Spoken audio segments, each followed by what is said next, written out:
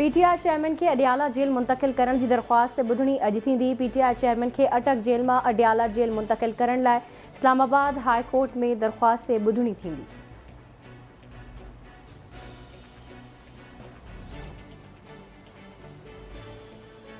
आम चूंडू 1 या 2 महीना देर थी सघनि थियूं। मुल्क में चूंडू नवंबर में थींदियूं।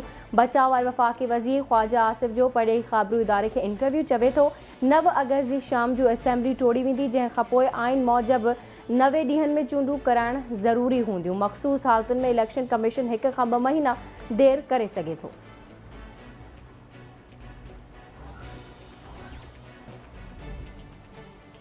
दहशतगर्दी में इज़ाफ़ो दहशतगर्दनि तरफ़ां ॻाल्हियूं ॿीहर शुरू करण जी नाकाम कोशिश आहे। दहशतगर्दनि वटि रियासत जी रिठ साम्हूं कंधु झुकाइण खां सवाइ ॿियो को रस्तो नाहे।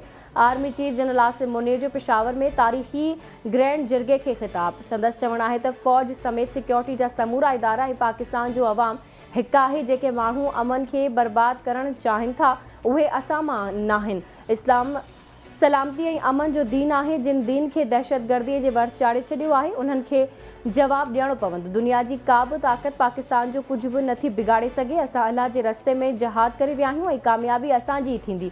पाकिस्तान जे आइन में हाकमियत रुॻो अल्लाह जी आहे। उहे कहिड़ी शरीयत आणणु चाहिनि था। पाकिस्तान जी बहादुर फ़ौज दहशतगर्दी ख़िलाफ़ जंग में रत जे आख़िरी फुड़े ताईं विढ़ंदी।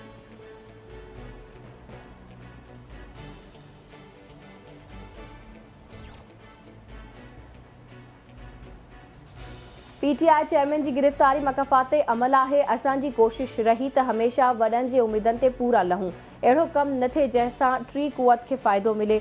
जीअं असां सोचियो उएं ई हुनखे बि सोचणु घुरिजे हा। हिकु वज़ीर आज़म खे फाही ते चाढ़ियो वियो ऐं ॿिनि खे नाअहल कयो वियो।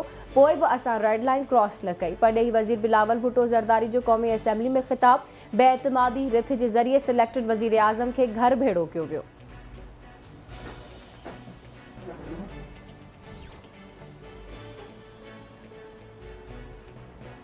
ऐं सरहाड़ी भरिसां रेल हादसे सबबि मुअतल थियल अप ट्रैक बहाल। मुसलसल 38 कलाकनि जी कोशिशुनि खां पोइ अप ट्रैक बहाल थियण सबबि पंजाब खां आयल ख़ैबर मेल खे कराची रवानो कयो वियो। मुख़्तलिफ़ स्टेशन्स ते बीठल ट्रेनूं बि पंहिंजी मंज़िल तरफ़ रवानियूं।